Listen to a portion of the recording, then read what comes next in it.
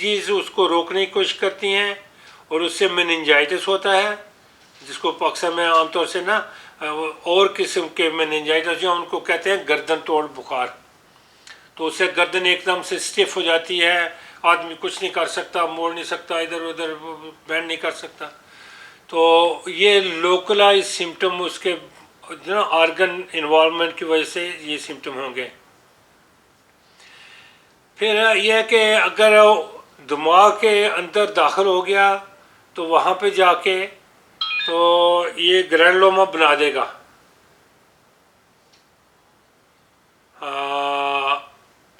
Granuloma बनाएगा तो वहाँ पे उसको कहते हैं ट्यूबरकुलोमा, और उससे ऐसे सिम्टम होंगे जैसे दिमाग में कोई ट्यूमर हो जाता है ना, स्पेस ऑक्यूपाइंग लीजन, उस तरह के सिम्टम हो गए।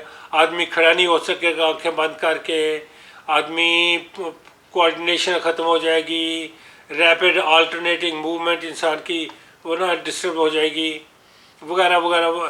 फिर दिमाग का जो हिस्सा इन्वॉल्व है, अगर आंखों वाला हिस्सा इन्वॉल्व है तो आंखों में असर पड़ेगा, कान वाला हिस्सा इन्वॉल्व है तो कान पे असर पड़ेगा, अगर लिम्स वाला हिस्सा इन्वॉल्व है तो जैसे फालिज गिरता है, इस तरह के सिम्टम होंगे। तो यानी कि जो ना दिमाग अपनी तौर से एक ना कंप्रेस्ड बॉडी है पूरे जिस्म की, तो उसमें उसके हिसाब से सिम्टम होंगे। लंग्स का मैंने अर्ज कर दिया। लिवर में कई बार होता है कि जाके जरासीम बैठते हैं तो वहाँ पे ऐसे सिम्टम होते हैं कि जैसे किसी को हेपेटाइटिस हो गया है, और स्प्लीन में तो नहीं बैठ सकते लेकिन बैठते हैं जाके।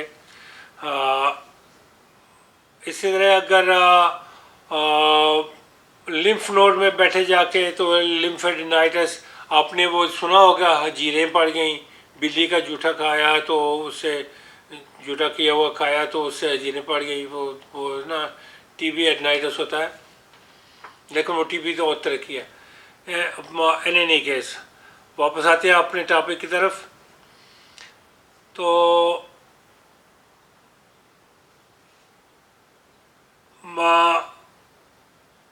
अगर लिम्फ नोड इन्वॉल्व है तो लिम्फेडिनाइटिस हो गया। और एक और तरह की टीबी होती है जो कि वेस्टर्न वर्ल्ड में तकरीबन ख़त्म हो चुकी है, वो होती है बोवाइन।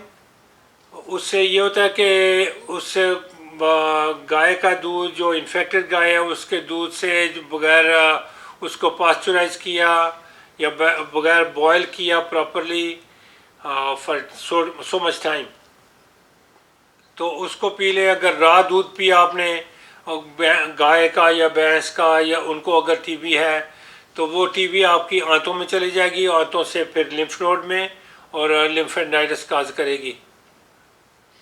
तो वो बोन्स में ज़्यादा जाती है। बोवाइन टीबी जो है ना वो ज़्यादा इन्वॉल्व करती है बॉडी पार्ट्स को, सॉलिड ऑर्गन्स को। वो एक टीबी है कि जो आंतों को इन्वॉल्व करती है, वरना जो आप इनहेल करते हैं तो वो लंग से आती है, लंग से वो इंटेस्टाइन की तरफ कम जाती है।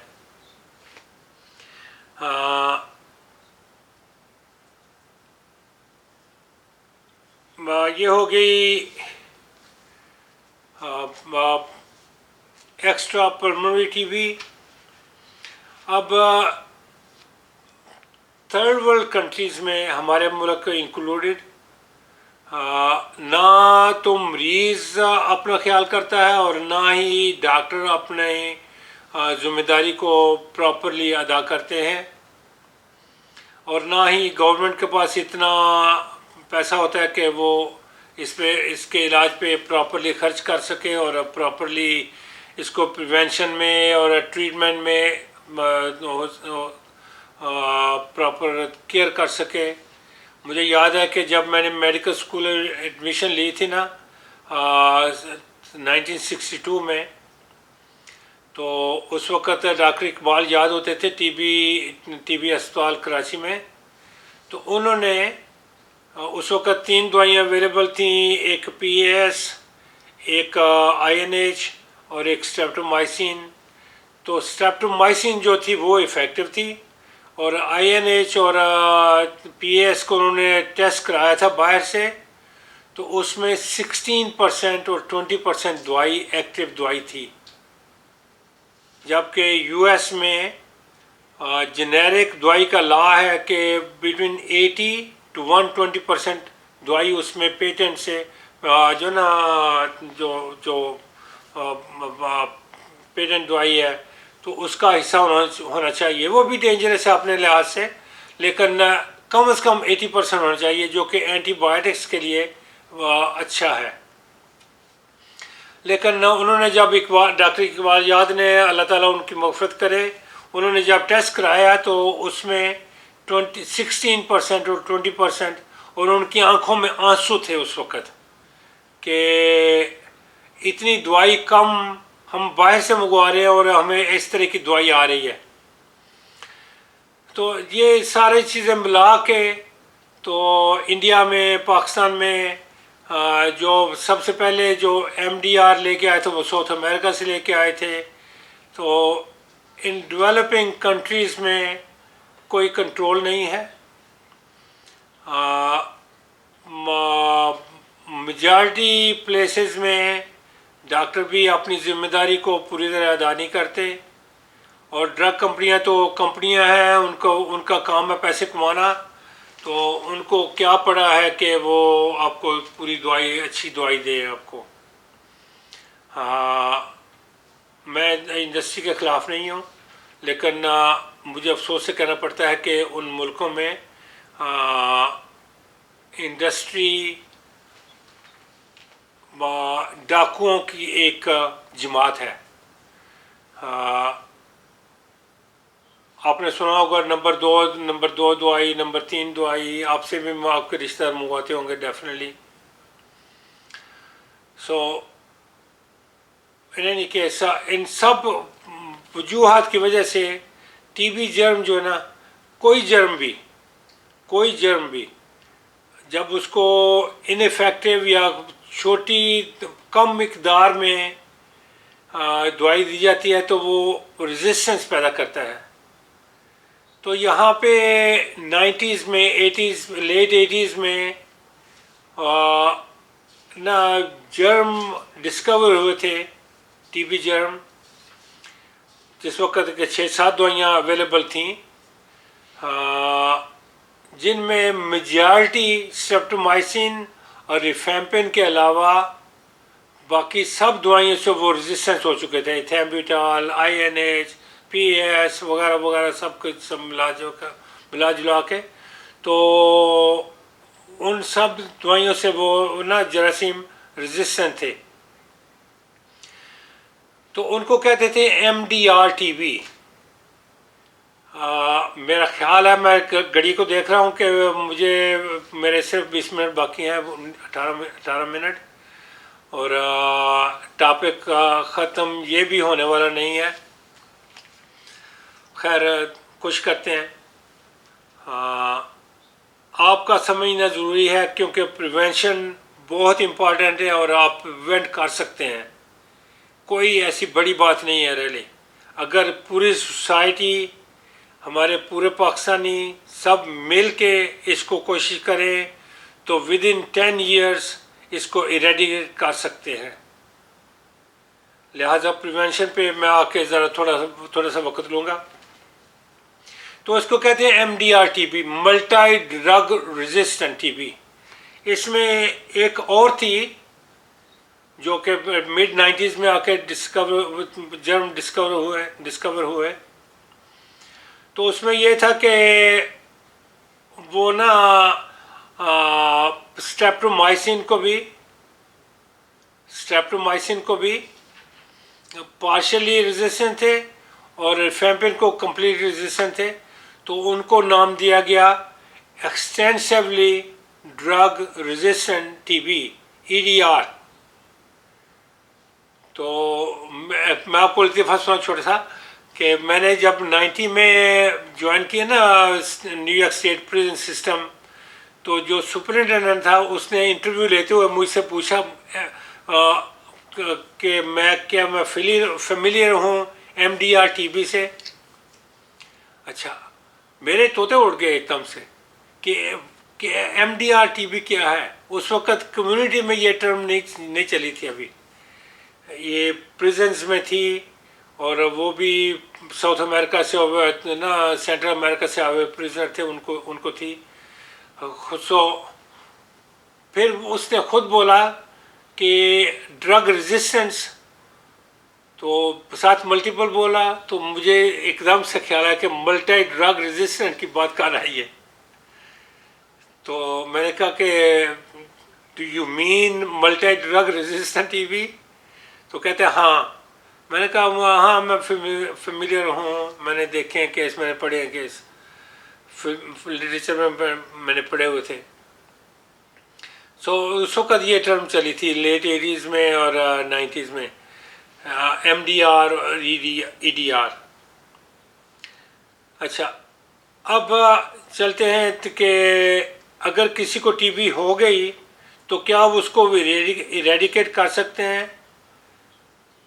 एक मैंने आपको अपना पेशेंट का एक्सपीरियंस दिखाया, दूसरा मैं आपको वापस कराची लेके चलता हूँ जहाँ पे सज्जन शराजी होते थे, अल्लाह ताला उनकी मग़फ़िरत करे, बहुत ही नेक इंसान थे।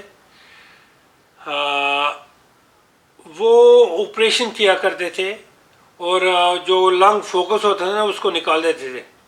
तो उसके बाद स्किन टेस्ट उनका नेगेटिव, बाज़ लोगों का नेगेटिव हो गया, लेकिन बाज़ का नहीं हुआ, लेकिन लोग काफ़ी ठीक हो जाते थे। तो दूसरा सर्जिकल ट्रीटमेंट है कि अगर कोई लंग इन्वॉल्व है, कोई लंग का जैसे ना अपर लोब इन्वॉल्व होता है मोस्टली, अगर लंग इन्वॉल्व हो ना वो है ब्लड स्प्रेड से, तो अपर लोब इन्वॉल्व होता है। अगर आप उसको काट दें तो इंसान के जिस्म से टीबी जर्म ख़त्म हो सकता है। अगर कोई और हिस्सा इन्वॉल्व है, जैसे आप समझे कि मेरा लंग आधा इन्वॉल्व हो गया है और उसको काट के निकाल दे, बाकी लंग ठीक है, तो बाकी लंग को रहने दें, तो मैं सर्वाइव करूँगा, लेकिन टीबी सर्वाइव नहीं करेगी, टीबी ख़त्म हो सकती है। तो ये दो तरीके सिर्फ हैं, या तो आदमी खांस के उसको निकाल दे बाहर जरासीम को, या फिर ये कि सर्जरी करके तो उसको निकाल दें। जैसे मैं ना जनरल साहब के रिश्तेदार का बात कर रहा था, तो रहीम साहब ने उसको ना स्पाइन पे ऑपरेशन किया और सारा कैजिएटिंग मटेरियल निकाल दिया, पूरा अच्छा साफ़ किया, तो बीबी बाद में ठीक हो गई थी। और ठीक है मेरे ख्याल में।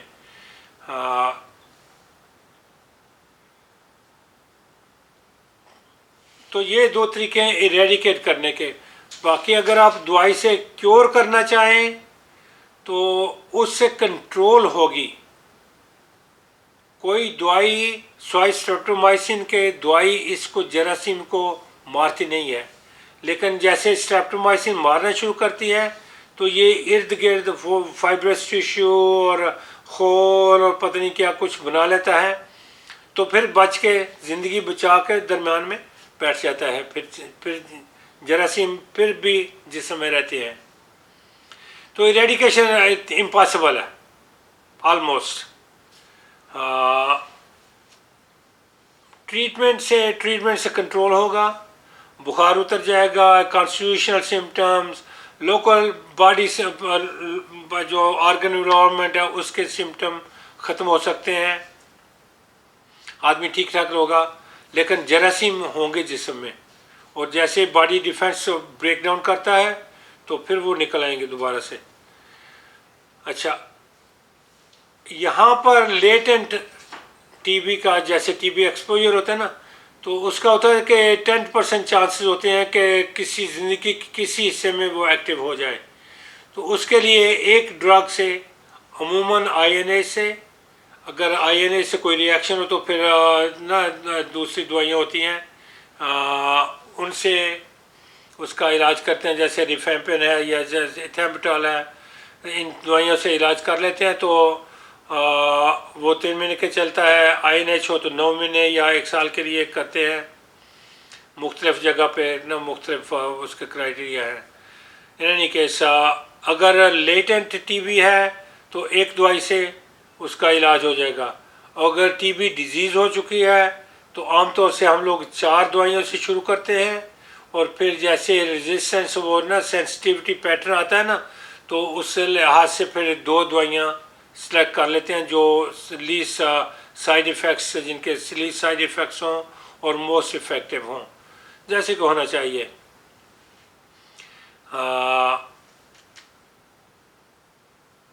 मैं एक्सेप्शन हूँ, इसलिए कि मैंने 3 दवाइयों से कम इस्तेमाल नहीं किए हैं। और मुझे मेरा एक्सपीरियंस अच्छा रहा है 3 दवाइयों से। लेकिन गवर्नमेंट की जो ना रिकमेंडेशन वो दो दवाइयों की है कि जैसे ही आपका सेंसिटिविटी पैटर्न आता है तो 2 दवाइयाँ इस्तेमाल करें। अच्छा, उसके बाद चलते हैं कि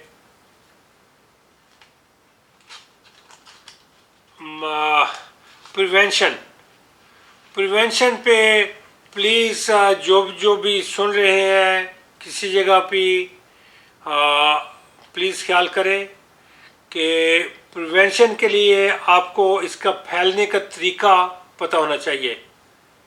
वो फैलने का तरीका मैंने अर्ज़ किया पहले कि ड्रॉपलेट अगर मेरे वोकल कॉर्ड्स में है तो बात करने से भी जरासीम निकल रहे हैं, छोटे छोटे ड्रॉपलेट निकल रहे हैं। आप देखते हैं कि ना मैं आपको दिखाता हूँ कि जब मैं बात करूँगा तो ये वर्का कैसे हिलता है। ये इस वजह से कि हवा निकलती है एकदम से, उस पर ड्रॉपलेट होते हैं। और अगर कोई सेंसिटिव पानी सेंसिटिव चीज़ हो ना तो वो आपको दिखा सकती है कि हर वक्त ड्रॉपलेट्स निकलते हैं। बात करें, खांसी करें या स्नीजिंग करें तो उनसे ड्रॉपलेट्स निकलते हैं और हज़ारों की तादाद में निकलते हैं। और आपको टीबी ना डिजीज़ करने के लिए या टीबी एक्सपोजर करने के लिए 10 से भी कम जरासीम इनहेल करने होते हैं। तो जब इनहेलेशन का प्रॉब्लम है, जब इनहेल करने की बात है सारी, तो कोई तरीका हो सकता है कि नाक और मुंह ये ऐसे कवर हो जाए कि इसमें छोटे ड्रॉपलेट्स ना जा सकें, ना मरीज़ के निकले। मरीज़ के लिए बहुत सेंसिटिव चीज़ है ये। आप इस चीज़ के आप हर एक को ना हसास होना चाहिए। अगर मुझे टीबी है ना, तो अगर आप मुझे कहेंगे कि जी एजाज़ा आप मुंह पे ना मास्क पहन लो जिससे हवा कम निकले बाहर, तो मुझे बहुत बुरा लगेगा। जैसे काना हो ना, कोई उसको काना कहे तो उसको गुस्सा लगता है, हकीकत है, लेकिन उसको गुस्सा लगता है।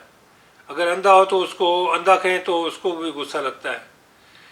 तो इस तरह जब टीबी वाले जिस्म को, टीबी वाले इंसान को जब कहा जाता है ना कि आप मास्क पहन लो, तो उसको भी बुरा लगता है। लेकिन यहाँ की प्रिजन्स में, यहाँ की जेलों में ये एक तरीका बन चुका है, लॉ बन चुका है। इसलिए उनको बुरा लगता भी हो तो उन्हें करना पड़ता है। तो उसका नतीजा क्या होता है कि अगर मैंने कोई मास्क ऐसा पहन लिया, कोई फिटिंग मास्क जिसमें कि खुशबू ना जा सके, तो जर्म निकलने का सवाल ही पैदा नहीं होता। अगर किसी और ने पहना है तो उसमें जरासीम जाने का सवाल नहीं पैदा होता। लेकिन जो दाढ़ी वाले होते हैं उनके लिए और तरह के मास्क हैं, लेकिन उसमें भी अगर आप रेगुलर मास्क पहने तो टीबी जर्म बाहर नहीं निकलेगा, इसलिए कि जब वो निकलती है ना हवा तो सामने जाके स्ट्राइक करती है, और जब जैसे स्ट्राइक करती है ड्रॉपलेट जो है ना वो उस पर डिपॉजिट हो जाते हैं। और अगर बड़ा मास्क है तो उस पर डिपॉजिट होंगे तो बाहर नहीं निकलेंगे।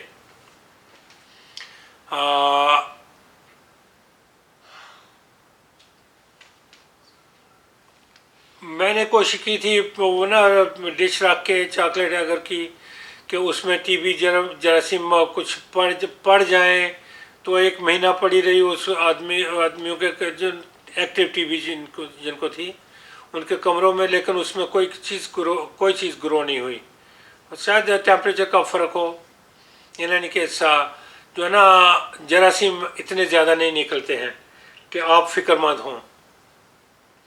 और इसको अगर फैमिली अंडरस्टैंडिंग के साथ करें तो मुझे यकीन है कि नेक्स्ट 10 इयर्स में पाकिस्तान में टीबी की ना ऑलमोस्ट जो एक्टिव टीबी डिजीज़ की इरेडिकेशन हो जाएगी और दवाइयाँ साथ ठीक हों। जिनको एक्टिव टीबी है उनका इलाज हो, और जो एक्सपोज हो चुके हैं उनका इलाज हो, लेकिन न्यू एक्सपोजर्स बहुत कम हो जाएंगे। मुझे नहीं याद पड़ता कि मेरे 20-22 साल की सर्विस में हम लोगों ने कम से कम 10-12 एक्टिव टीबी वाले मरीज ट्रीट किए होंगे यहाँ पे प्रिजन्स में। और कोई एक आदमी भी मेडिकल स्टाफ में से या करेक्शन ऑफिसर जो हमारे साथ काम करते थे ना मेडिकल में, कोई आदमी भी टीबी को एक्सपोज हुआ हो।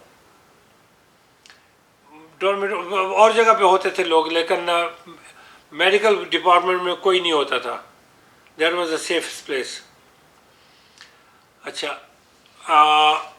ये एक तरीका है प्रिवेंशन का, और कोई तरीका नहीं है। यहाँ पे टीबी वाले मरीज़ के लिए नेगेटिव प्रेशर कमरे बनाए जाते हैं।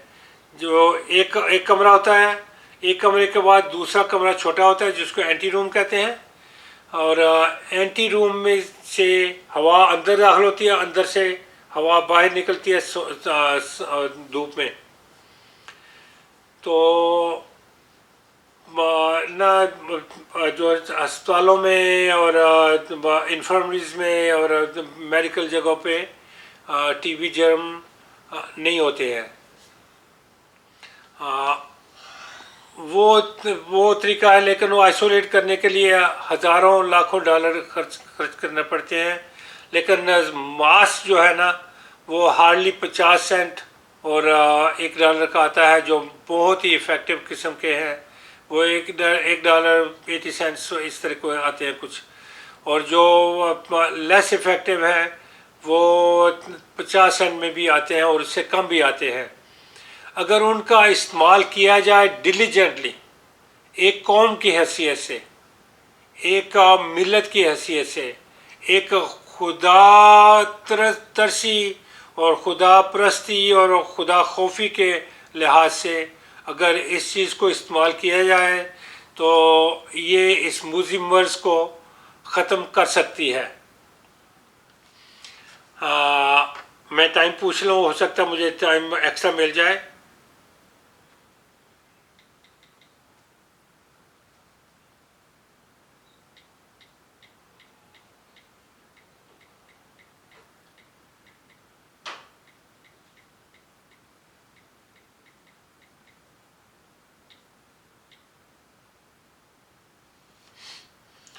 अच्छा,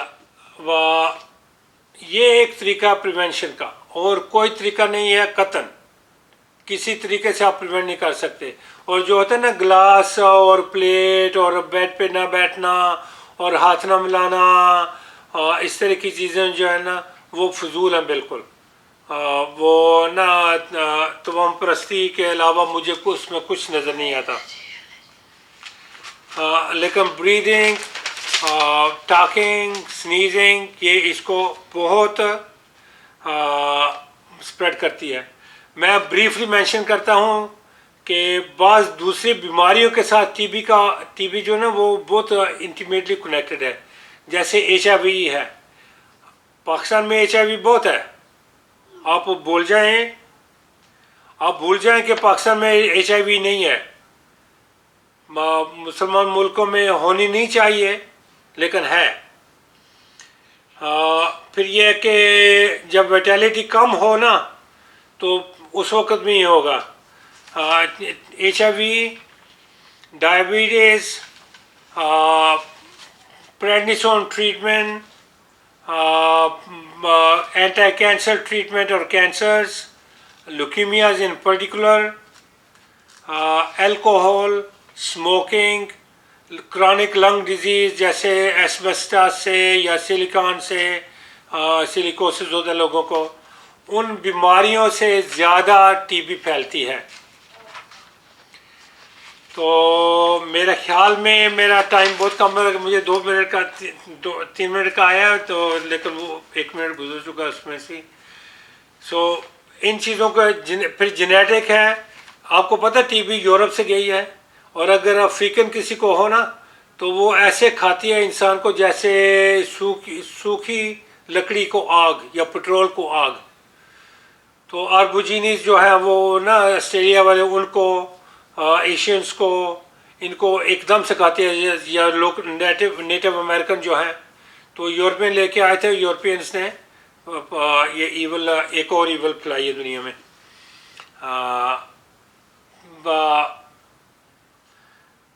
कोशिश करूँगा मैं क्या आइंदा आप भी इस पे बात कर सकें। थोड़ी सी इन्फेक्शस डिजीज़ में बात होगी तो इस पे भी बात हो जाएगी।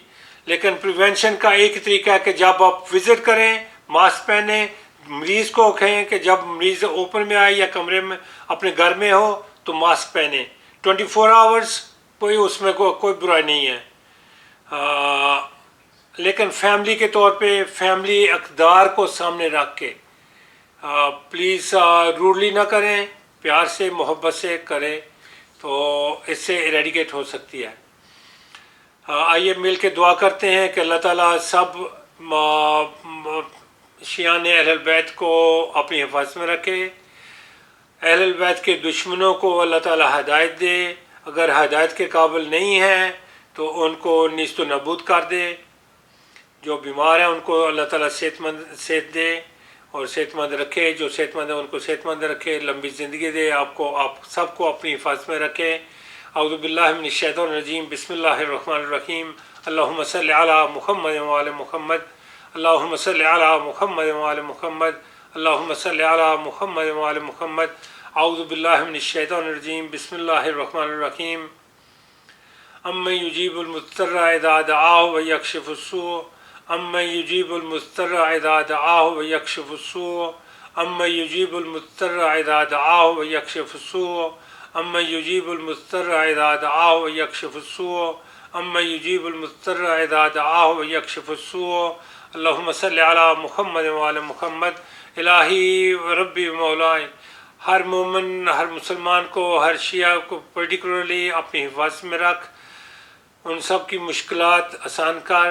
अगर माली मुश्किलात हैं तो माली मुश्किलात को हल कर, अगर जिस्मानी मुश्किलात हैं, सेहतमंद नहीं है तो उनको सेहत दे, जो बीमार हैं उनको सेहत दे, जो माली परेशानियों में मुब्तला उनकी माली परेशानी दूर कर। खुदाया हर ख़ानदान को अपनी हिफाजत में रख, उनके बच्चों को, उनके बुज़ुर्गों को, उनके जवानों को अपनी हिफाजत में रख। खुदाया अहल बैत के दुश्मनों को हिदायत दे, अगर हिदायत उनके लिए हमेशा के लिए सलब हो चुकी है तो उनका सत्यानाश कर दे, उनको निस्त नबूद कर दे। इलाही आमीन या रब्बिल आलमीन। व सल्लल्लाहु अला मुहम्मद व आलिहि अजमाइन। अल्लाहुम्मा सल्लि अला मुहम्मद व आले मुहम्मद, अल्लाहुम्मा सल्लि अला मुहम्मद व आले मुहम्मद।